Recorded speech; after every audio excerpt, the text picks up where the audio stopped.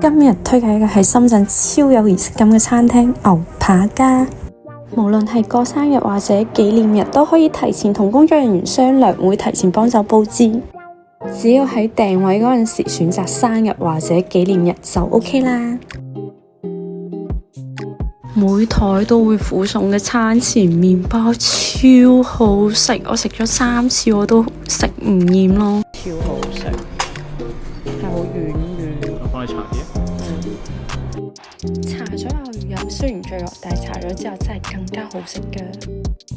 因為啲餸嘅製作都需要時間，所以啲麵包我哋係食晒嘅。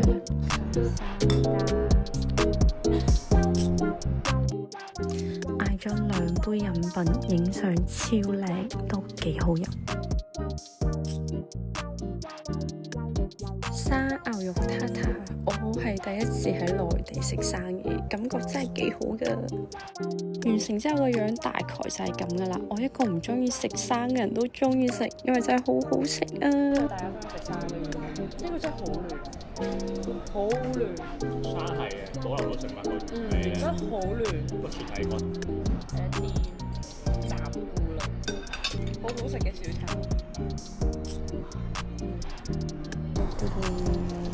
生包，佢流心係將啲 cheese 打埋一齊。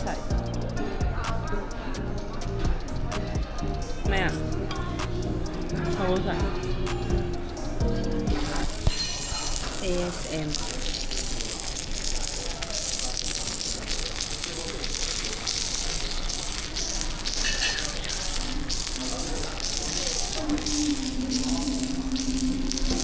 真心推介大家嚟試佢啲牛肉，好正，好 juicy。黑松露和牛炒飯。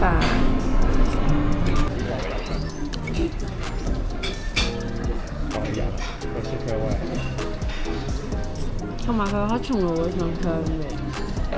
呢個會有㗎。好好食呢個。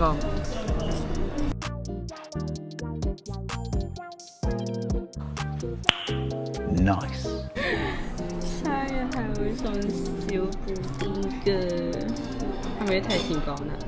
對啊。Anyway， 總之喺呢度過生日真係俾足儀式感啊！提提大家記得上 Apps 睇下有冇啱嘅套餐啦，因為真係平好多㗎。